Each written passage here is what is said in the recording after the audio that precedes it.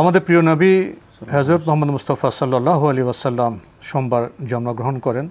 তার প্রতি সম্মান দেখিয়ে আমি প্রতি সোমবার রোজা রাখি। এই রোজার ফজিলত সম্পর্কে জানতে চাই। ধন্যবাদ আপনাকে। আপনি বলেছেন যে রাসূলুল্লাহ সাল্লাল্লাহু আলাইহি ওয়াসাল্লাম সোমবার জন্মগ্রহণ করেছেন, এই কারণে এর সম্মান দেখানোর জন্য আপনি প্রতি সোমবার রোজা রাখেন। আপনার এই রোজা রাখা শুদ্ধ নয়, এর তো কোনো ফজিলতই নেই, বরং আপনার এই কাজটিও শুদ্ধ নয়।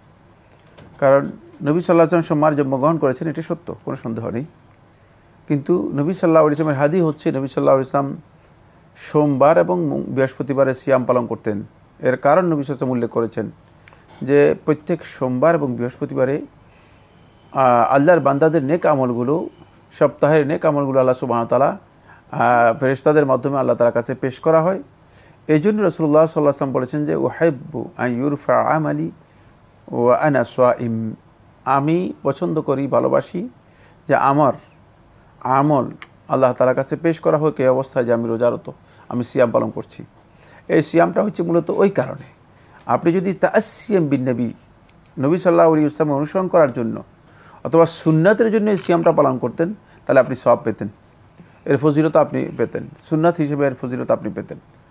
কারণ আপনার নেক আমল সোমবার এবং বৃহস্পতিবার প্রত্যেক সপ্তাহে আল্লাহ রাব্বুল আলামিনের কাছে তুলে ধরা হয়ে থাকে। যদি আল্লাহর বান্দা এই অবস্থায় সিয়াম পালনরত অবস্থায় তার নেক আমল আল্লাহ তার কাছে তুলে ধরা হয়, যেহেতু তার লাস্ট আমলটা খায়ের, আল্লাহ সুবহানাহু ওয়া তাআলা তার পিছনের আমলগুলো সবগুলো কল্যাণ করে দেন, ভালো করে দেন। পিছনের আমলগুলো যেগুলোর মধ্যে ত্রুটি বিচ্যুতি আছে সেটাকে ক্ষমা করে দেবেন।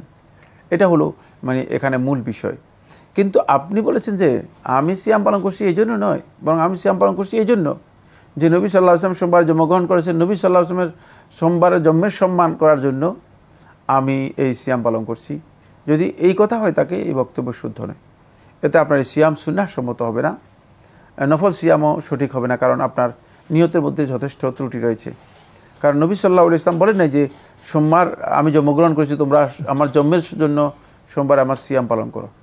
নবী সাল্লাল্লাহু আলাইহি ওয়াসাল্লামকে সিয়াম ইয়াউমুল ইসনাইন মানে সোমবারের সিয়াম সম্পর্কে যখন প্রশ্ন করা হয়েছে, তখন একটি উত্তরের মধ্যে নবী সাল্লাল্লাহু আলাইহি ওয়াসাল্লাম বলছেন হ্যাঁ সোমবার আমি জন্মগ্রহণ করেছি, এটা হাদিসের মধ্যে এসেছে। কিন্তু এর অর্থ এই নয় যে সোমবার আমি জন্মগ্রহণ করেছি তোমাদেরকে এই জন্য বলছি তোমরা সিয়াম পালন করো। সিয়ামের লক্ষ্য সেটা, সিয়ামের লক্ষ্য হলো ইবাদত অবস্থায় আমার রিপোর্টটা আল্লাহর কাছে যায়, আমার উঠিনে আছি। এই জন্য অবশ্যই হাদিসগুলোতে সমন্বয় সাধন করা হচ্ছে ফিকহ, হাদিসের সমন্বয় জ্ঞান অর্জন করা, এটা নাম হচ্ছে ফিকহ। আর হাদিস যথাযথভাবে উপলব্ধি করা এবং সেই উপলব্ধি অনুযায়ী মানে সত্যিকার কোনো কিছু উদ্ঘাটন করতে পারা, এটা নাম হচ্ছে ইজতিহাদ ও ইস্তিমবাত।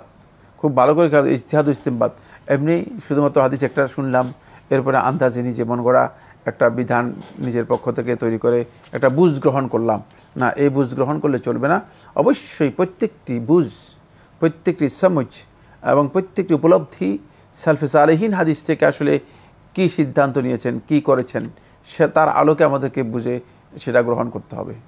মানে একটি কাহিনী পড়ে বা একটি হাদিস পড়ে আমাকে রায় দিলেও চলবে না, মুহাদ্দিসের অপেক্ষা থাকতে হবে। যারা মুহাদ্দিস, যারা সমন্বয় করেন এতগুলো হাদিস, তাদের রায় নিতে হবে, রায় নিতে হবে। কারণ তিনি এখানে একটা হাদিস পেয়েছেন সহিহ বুখারী হাদিস, রাসূল সাল্লাল্লাহু আলাইহি ওয়াসাল্লামকে যখন সিয়াম মানে সোমবারের সিয়াম প্রশ্ন করা হয়েছে, তখন রাসূল বলেছেন যে এই দিন আমি জন্মগ্রহণ করেছি।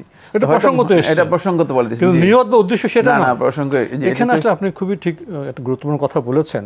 আমরা অনেকে একটা হাদিস পড়ে আমরা নিজেরাই একটা সিদ্ধান্ত নিয়ে নিই, কিন্তু হাদিসের সমন্বয় করার জন্য মুহাদ্দিস হতে হয়। তাহলে মুহাদ্দিসের তাদের কথা তো আমাদের জানতে হবে, অবশ্যই হাদিসের দেয়ায় বুঝতে হবে, যে হাদিসের উপলব্ধি, হাদিস সমঝ, প্রকৃত সমঝটা জানতে হবে। এবং সেটা কেবলমাত্র যারা হাদিসের সাথে মানে নিজেরা করেছেন, গবেষণা করেছেন এবং এগুলো সবগুলোর সাথে সমন্বয় সাধন করেছেন, তাদের কাছ থেকে এগুলো সমঝ নিতে হবে। শুধুমাত্র নিজের মন গড়া একটা সমঝ নিলাম, একটা বিষয়ে 10টা হাদিস আছে, জি, যিনি একটা জানেন তিনি সিদ্ধান্ত নেবেন না, যিনি 10টা জানেন তিনি সিদ্ধান্ত দেবেন, এটা তো প্রশ্ন। জি জি। আপু আপনিও মাঠে বসে মেসিদের দেখার সুযোগ ছাড়ে কেউ? দেখা হবে মাঠে। পেমেন্টের উন্মাদনা এখন বিকাশে। সর্বোচ্চ পেমেন্টে পেয়ে যান ভ্রমণ খরচ সহ আর্জেন্টিনার ম্যাচ টিকিট, সাথে ক্যাশব্যাক আর ডিসকাউন্ট কুপন।